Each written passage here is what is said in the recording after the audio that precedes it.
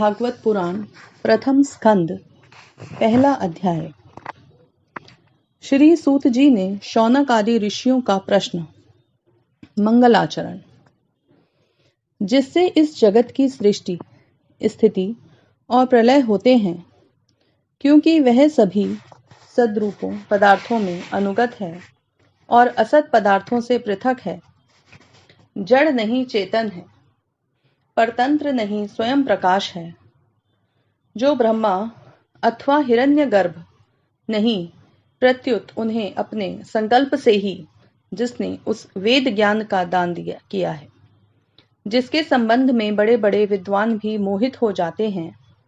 जैसे तेजोमय सूर्य रश्मियों में जल का, जल में स्थल का और स्थल में जल का भ्रम होता है, वैसे ही जिसमें यह त्रिगुणमयी जागृत, स्वप्न, सुषुप्ति रूपा सृष्टि मिथ्या होने पर भी अधिष्ठान सत्ता से सत्यवत प्रतीत हो रही है, उस अपनी स्वयं प्रकाश ज्योति से सर्वदा और सर्वथा माया और माया कार्य से पूर्णतः मुक्त रहने वाले परम सत्य रूप परमात्मा का हम ध्यान करते हैं।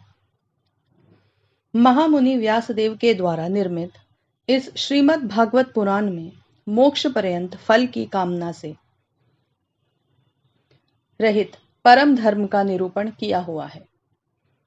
इसमें शुद्धांतःकरण सत्पुरुषों के जानने योग्य उस वास्तविक वस्तु परमात्मा का निरूपण हुआ है, जो तीनों तापों का जड़ से नाश करने वाली और परम कल्याण देने वाली है। अब और किसी साधन या शास्त्र से क्या प्रयोजन। जिस समय भी सुकृति पुरुष इसके श्रवण की इच्छा करते हैं, ईश्वर उसी समय अविलंब उनके हृदय में आकर बंदी बन जाता है। रस के मर्मज्ञ भक्त जन, यह श्रीमद् भागवत वेद रूप कल्प वृक्ष का पका हुआ फल है। श्री शुकदेव रूप तोते के मुख का संबंध होने से यह परमानंदमयी सुधा से परिपूर्ण हो गया है। इस फल में छिलका, गुठली आदि त्याज्य अंश तनिक भी नहीं है। यह मूर्तिमान रस है। जब तक शरीर में चेतना रहे, तब तक इस दिव्य भगवत रस का निरंतर बार बार पान करते रहो। यह पृथ्वी पर ही सुलभ है। कथा प्रारंभ। एक बार भगवान विष्णु एवं देवताओं के परम पुण्यमय क्षेत्र नैमिषारण्य में शौनक आदि ऋषियों ने भगवत प्राप्ति की इच्छा से सहस्र वर्षों में पूरे होने वाले एक महान यज्ञ का अनुष्ठान किया। एक दिन उन लोगों ने प्रातःकाल अग्निहोत्र आदि नित्य कर्मों से निवृत्त होकर सूत जी का पूजन किया और उन्हें ऊंचे आसन पर बैठाकर बड़े आदर से यह प्रश्न किया। ऋषियों ने कहा, सूत जी, आप निष्पाप हैं। आपने समस्त इतिहास, पुराण, धर्म शास्त्रों का विधि पूर्वक अध्ययन किया है तथा उनकी भली भांति व्याख्या भी की है।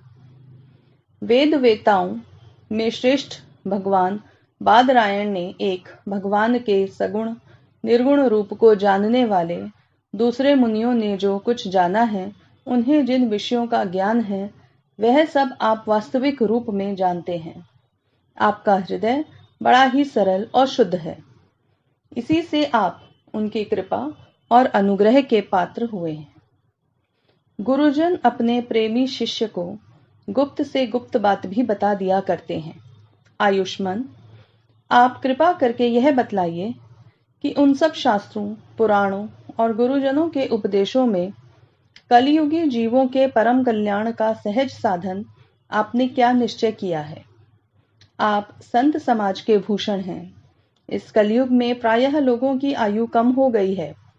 साधन करने में लोगों की रुचि और प्रवृत्ति भी नहीं है।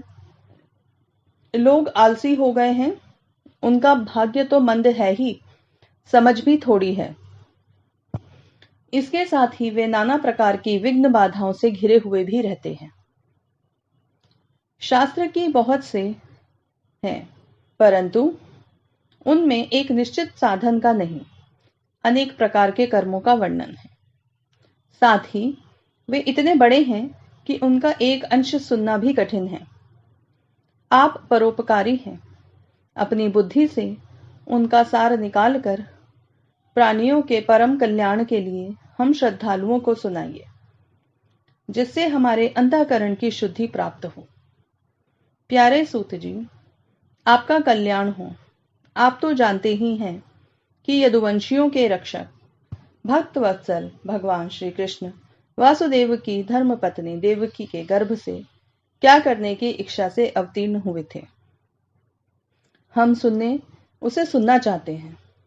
आप कृपा करके हमारे लिए उसका वर्णन कीजिए, क्योंकि भगवान का अवतार जीवों के परम कल्याण और उनकी भगवत प्रेममयी समृद्धि के लिए ही होता है। यह जीव जन्म मृत्यु के घोर चक्र में पड़ा हुआ है। इस स्थिति में भी यदि वह कभी भगवान के मंगलमय नाम का उच्चारण कर ले तो उसी क्षण उससे मुक्त हो जाए, क्योंकि स्वयं भय भी भगवान से डरता रहता है।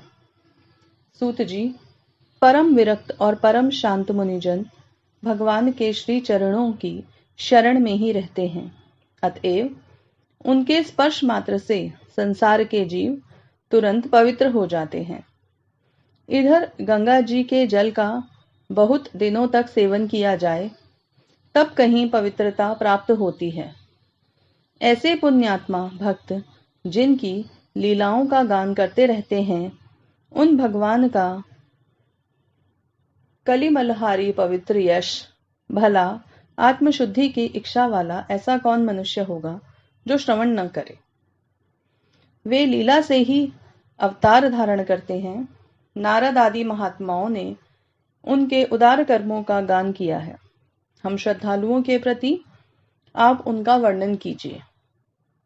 बुद्धिमान सूत जी, सर्व समर्थ प्रभु अपनी योग माया से स्वच्छंद लीला करते हैं। आप उन श्री हरि की मंगलमयी अवतार कथाओं का अब वर्णन कीजिए। पुण्य कीर्ति भगवान की लीला सुनने से हमें कभी भी तृप्ति नहीं हो सकती, क्योंकि रसज्ञ श्रोताओं को पद पद पर भगवान की लीलाओं में नए नए रस का अनुभव होता है। भगवान श्री कृष्ण अपने को छिपाए हुए थे। लोगों के सामने ऐसी चेष्टा करते थे मानो कोई मनुष्य हो, परंतु उन्होंने बलराम जी के साथ ऐसी लीलाएं भी की हैं, ऐसा पराक्रम भी प्रकट किया है जो मनुष्य नहीं कर सकते। कलयुग को आया जानकर इस वैष्णव क्षेत्र में हम दीर्घकालीन सत्र का संकल्प करके बैठे हैं। श्री हरि की कथा सुनने के लिए हमें अवकाश प्राप्त है। यह कलयुग अंतःकरण की पवित्रता और शक्ति का नाश करने वाला है। इससे पार पाना कठिन है। जैसे समुद्र से पार जाने वाले को कर्णधार मिल जाए, उसी प्रकार इससे पार पाने की इच्छा रखने वाले हम लोगों से ब्रह्मा आपको मिलाया है। धर्म रक्षक, ब्राह्मण भक्त, योगेश्वर भगवान श्री कृष्ण अपने धाम में पधार जाने पर धर्म ने अब किसकी शरण ली है, यह बताइए। जय श्री कृष्ण।